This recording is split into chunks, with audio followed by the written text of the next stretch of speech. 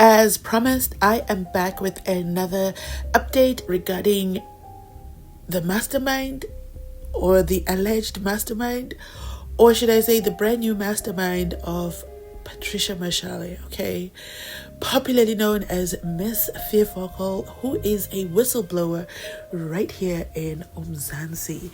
But here's the thing. It has just only been revealed now that she is being investigated as the mastermind for the SENZO MEYIWA trial. If you're catching this as your first video for today, I am so sorry for my voice. I am currently, suffering, I am down with the flu, but a job, I have work to do. We have to talk about this. This is a developing story. Is Patricia Mashal the mastermind for the unaliving of SENZO MEYIWA? Let me know in the comment section down below your thoughts. I'll reveal to you my thoughts, I'll tell you right now. I need to understand more information. What is the motive? What could her motive have been to supersede all the occupants of the house that night to become the mastermind? Therefore, was it a hit, or there were no more intruders? What exactly is going on, and why exactly would Patricia Mashal, from over there in the Free State, have to do with SENZO MEYIWA and want him unalived? What could possibly be the link between these two? Keep in mind, Patricia Mashal worked in the police department, and SENZO MEYIWA was a goalkeeper for the Orlando Pirates. Where would their paths have crossed, where Patricia said, you know what, I'm going to put out an intimate plan for you, and I'm going to use my social media platforms to do a cover-up, and Guningi, I'm just still trying to make sense of it, but so far it's Nganewane, it's Nganewane. Them gulagudus are working overtime to divert our attention. That is what somebody said in the comment section, that this is they're trying to divert our attention and make our attention focus on Patricia Mashal, so we stop asking for when will Kelly Khumalo be arrested. They would rather arrest Patricia Mashal. Now, is that not an indication of that names are just picked out of a hat and crimes are assigned to people? I don't know. I'm asking. But in today's video, I want to talk about the developing story, which is Professor Mary D. Haas has sent an urgent inquiry to the Minister of Police, the Portfolio Committee on Police, as well as Lieutenant General Libya, regarding the extremely serious allegations, and I agree, those are extremely serious allegations that are putting Patricia Mashal's life in even more danger. Patricia Mashal writes, and she says, "Who tried to break into my safe house?" That is now the only relevant question. Who broke into Ngomezulu's house and poisoned his dog? Who attempted to break into Mako's house? The police didn't even bother to take fingerprints of the crime scene. Do you guys pick up a common thread here? Patricia Mashal has put down, and she has put down that her safe house was broken into, and I did a video of that a few days ago. If you didn't catch it, I will link it somewhere up here. Then as well, Ngomezulu's home was broken into. We know that because Ngomezulu came and said it in the courtroom, and Makubo's house was also broken into, but Makubo was not home. But his son was home, and he pressed the panic button, so they could not proceed with their break-in. But are you guys hearing a common thread? Break-in. That is the common thread. Oh my goodness.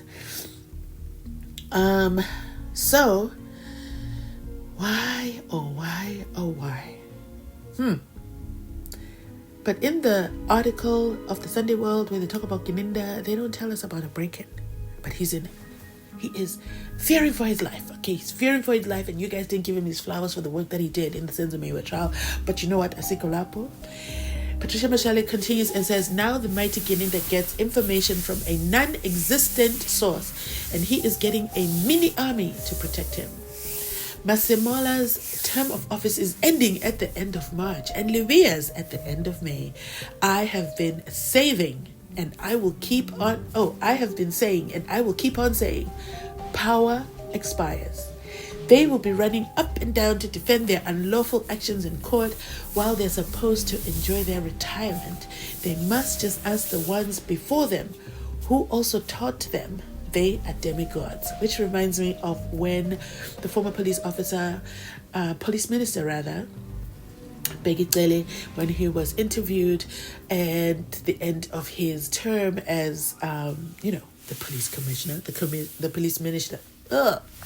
What's happening with my words? I'm so sorry. Well, when Begitele, the former police minister, was leaving office, an interview was done and they asked him what his thoughts are, and he said, I was not born from my mother's womb. Do you guys remember that video? Do you want me to play the video for you? Because I think that was the most utterly hilarious closing speech from a minister. He said, I was not born from my mother's womb as a minister, so then my mother's womb? Sir, we are talking about your career here, and how are you telling us about your mother's womb? But I digress. Let's get back into this post. So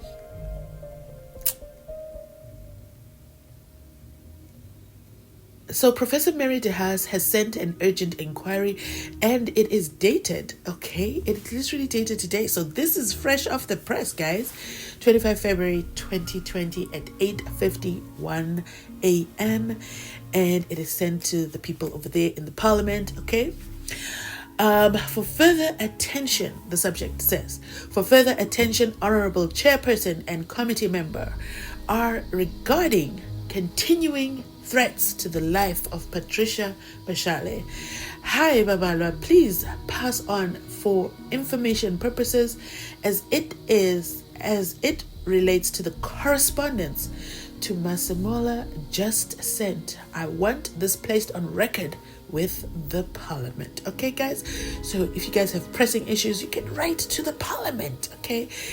That is being an active member of society, and I commend Professor Mary DeHaas for actually sending this out on behalf of Patricia Mashal. Patricia Mashal, listen, advocates for herself, but when someone also advocates for you and sends out letters to the parliament, let's see if she will get that police protection as well. But you know what? It is a very, very, very, very, very, very, very, very, very long read. So Funda Tembi, Funda, stay with me, Bear with me. There's a lot of important information that is revealed here. She goes on to say, this was addressed to General Libya, as the newspaper article referred to in this letter and the one I have just sent to General Masemola specifically refers to a case having been opened against Mashal by the DPCI, which, as I explained, makes no sense as the Hawks are not involved in the Meyiwa investigation except through the deployment of Mako.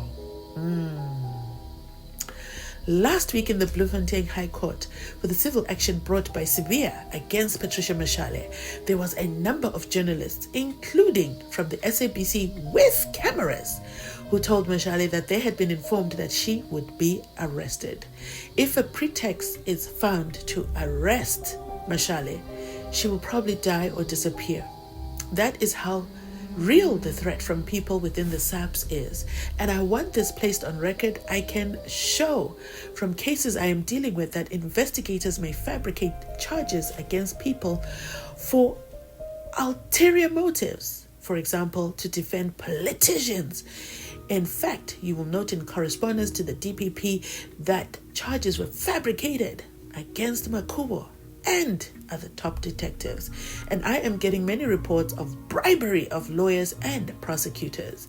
One excellent detective told me that he refused a huge bribe to drop his opposition to bail and was told that it would go to the prosecutor, who subsequently did not oppose bail. The accused's former wife was then killed before she could go into witness protection. The life of this detective is itself under threat because of his work in gaining convictions of hitmen, including from the state commissioner at a small station in the same district who allegedly collaborates with taxi hitmen. Kind regards. Okay, she didn't say kind regards, but I'm tying in Chikotwala's kind regards from Ulongwe Twala, okay? So she signs off and she says, regards, Mary DeHaas. Now, there's also another letter here. This one, email. This one is an email to Lieutenant General Livia, okay? And it is titled Urgent. Per email. Good day, General Livia. Please clarify whether there is any truth in allegations that the DPCI opened a case against Patricia Mashal. B. Please advise RE interventions made by the DPCI after apparent attempts to kill Warrant Officer Mako. You see, I like what she's doing. She's like, let's stay focused, okay? We're not going to be distracted, okay? We already told you about Warrant Officer Mako. We want to hear what interventions you've done for him, and kindly confirm, we're not going to rely on the Sunday World to tell us what's going on. Can you tell us if there's actually, okay, an investigation, okay? Are the allegations that there's a case against Patricia Mashal? Come out clean, okay? Put it out in the open. Let's not play cat and mouse here. But let me continue reading, okay? She goes on to say, 1A is well known. Patricia Mashal had made various reports about SAP's corruption in the course of many years of service in the SAPs, including one made to the Hawks about alleged criminality by senior Free State police members in the illegal disposal of firearms. It was the last one she made to General Sithole, which led to her being illegally dismissed 3 years ago. Oh my goodness. She goes on to say, during these 3 years of serious persecution by the SAPs, at times in collusion with the Free State DPP, the Mashal home has been under constant surveillance. So she cannot stay with her family and narrowly missed being killed after visiting a sick child in November 2022. You will recall that I reported to you in August 2023 that a Hawks car had been identified by George Mashal as keeping the house under surveillance. I notified you and I am grateful to you for responding. The surveillance of the home has continued as reported to General Masimola last month, January 2025. Yesterday, a screwless, I don't know how to say that word, I'm just going to guess it's screwless. My English bundle totally went out here. Remember, this is a professor that is writing here. Okay, yesterday a screwless report in the Sunday World, riddled with unsubstantiated allegations, claimed that Brigadier Kininda, the investigator in the Meyiwa case, currently in court, was under serious threat and his security had to be beefed up. The article linked these threats to allegedly leaking of personal information by Patricia Mashal. No attempt had been made to obtain any comment from Miss Mashal. That is true. The article starts and ends with not a word from Patricia.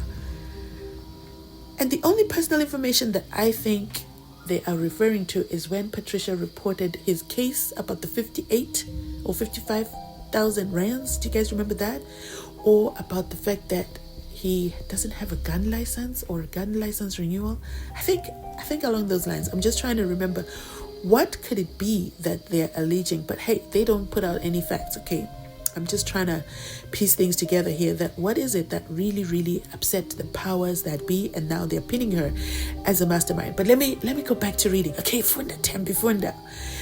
No attempt has been made to obtain any comment from Miss Mashal, who has been advised to lodge an immediate complaint with the ombudsman, pointing out that this article has risked her life further.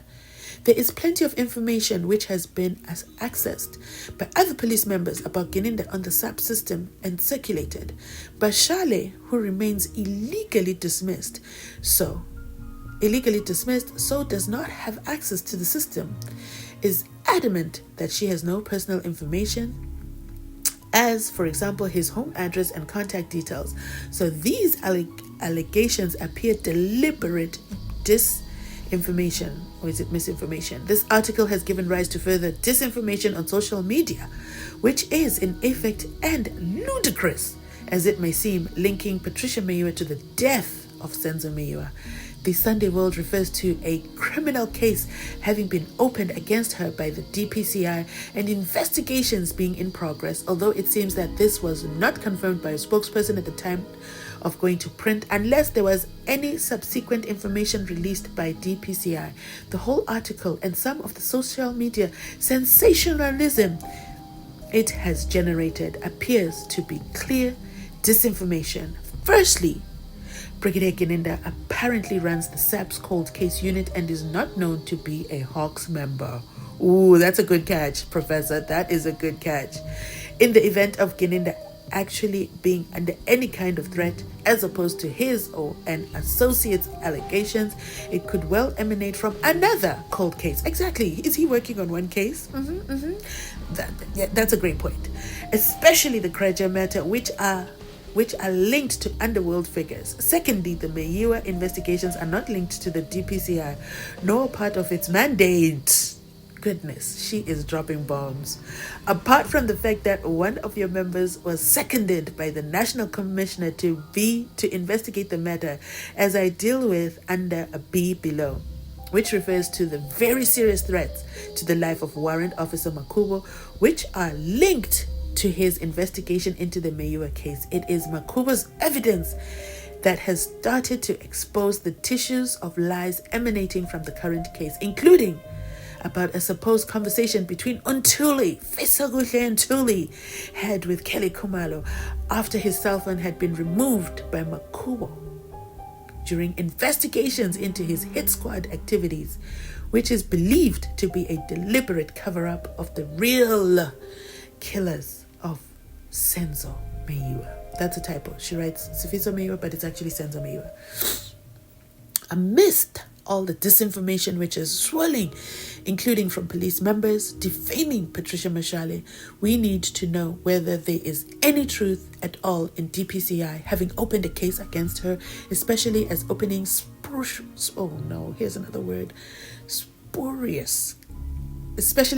spurious cases and fabricating evidence is becoming a regular tactic being used by the SAPs at great cost to personal lives and the police budget. Please respond urgently and advise whether such a case has been opened, as this may well be a deliberate smearing of DPCI. And let me tell you something, Sunday World, you have a lot of answering to do. Okay, you have a lot of answering to do. Well, maybe they might have to owe her an apology, because the DPCI, what if they say no, there's no case? Now, let's get into Warrant Officer Mako. I feel I should have made these 2 videos. The video's so long, but let me continue. I'm already at it. Let's keep going. Stay with me, okay? Stay with me. As you can see, she's dropping bombs. Professor Mary Diaz. She says, you are aware Warrant Officer Mako, who has obtained the 6 life sentences against accused number 5, Fisaguhle and Tuli, was seconded to the Meyiwa investigation and opened the now notorious second docket in 2019. A decision was taken to prosecute it and was then overruled, as referred to in my letter to the NDPP dated 13 January 2025 and my 2023 report questioning whether the ends of justice were being defeated, which are attached for your information. We now have even more evidence that it was the docket opened by Mako which should have been prosecuted. Patricia Mashal, as part of her practical research work for her LLB degree, come on now Patricia, was assisting the late Ngomezulu during the early part of 2024 and shared new information with Warrant Officer Mako, which confirmed that the second docket was a solid case needing prosecution. Unfortunately, that information was leaked by a more senior investigator, and a key witness went to ground in fear of his life. You may recall that was why last year the head of Hawks in Gauteng, Kadwa, is alleged to have agreed with Brigadier Geninda that Mako should immediately be returned to the Hawks, so that he was totally removed from the Meyiwa investigations. Assistance was sought from General Masimola, and it did not happen. I should mention that the late advocate Ngomezulu had shared with the court that he was under threat himself and that his dog had been poisoned, and nothing whatsoever was done about it. He subsequently died, as had others, as detailed in my attached letter to the NDPP. We feared then that the attempt to return Makubo to the DPCI might involve a plot to arrange a dangerous deployment for him and have him killed. The details of the professional break-in at Makubo's home on the 6th of January are detailed in my attached letter to the NDPP under points 8 and 9. His colleagues agree with him that this was a highly organized professional hit of some sort, probably to kill him, or at the very least steal whatever documentation could be found. He was not at home, but his son is extremely lucky to be alive and is seriously traumatized by what he went through that night. You will note that the criminals vanished because the police arrived at the scene after the panic button was pressed, but they did not even take fingerprints, which were easily obtainable at that stage. The Boksburg police need to be held accountable for that glaring omission, which raises questions about whether their negligence was deliberate. The case opened in Boksburg Station, CAS 771-2025. The car which the criminals used had a false number plate, that which is registered to a SAPS vehicle.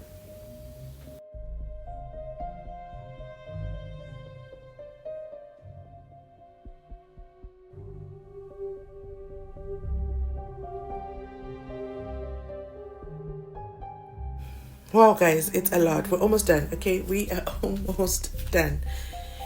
Whew. I just need to there's a lot to process here. I'll probably do a reaction video in a separate video because I just want to read through this. Whew. So it continues and says, Warrant Officer Makubo's life remains in great danger. In 2024, following my report about fears for his safety, a threat assessment was done, but there was no follow-up whatsoever. It is the life of Warrant Officer Makubo, one of your very own DPCI members, which is at risk from the Meyiwa case. Not that of Brigadier Keninda. Oh my goodness, she did not. Please advise what assistance will be provided. I love this. Okay.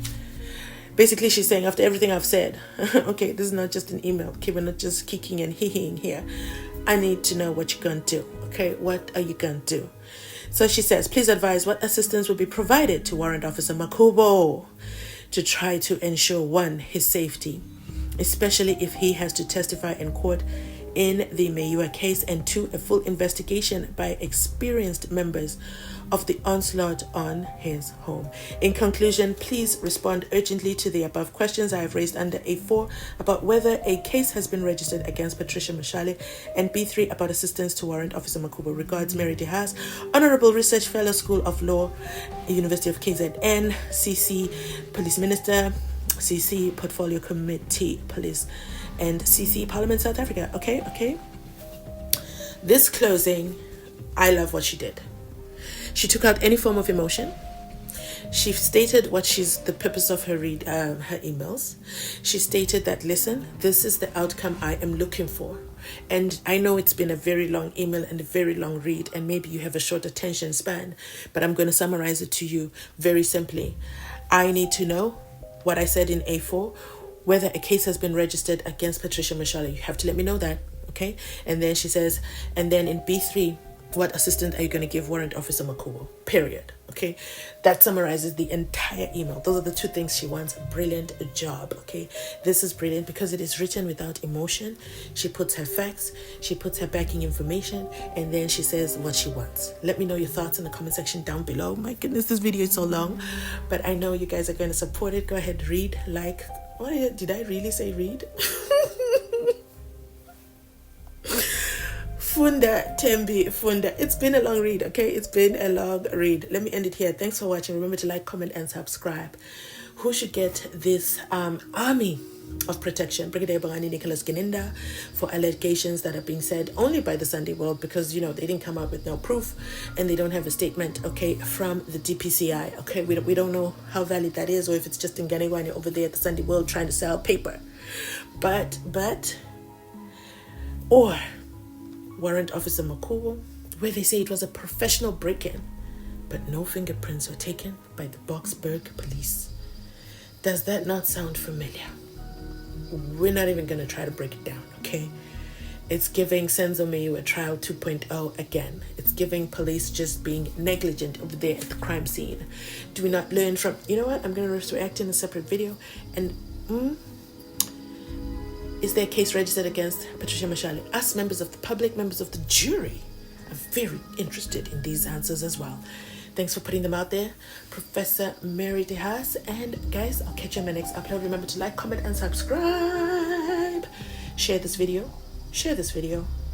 Share this video with the last 3 people you chatted with today, because you really need to be sharing this video, because I think Professor Mary DeHaas put out a lot of work into this. And it shouldn't fall on blank ears. And as members of the public, we should also hold our politicians accountable when such letters are written to the police minister, as well as the parliament and Don-Donnies over there, and answers should be answered. Okay, thanks for watching. I'll catch you in my next upload.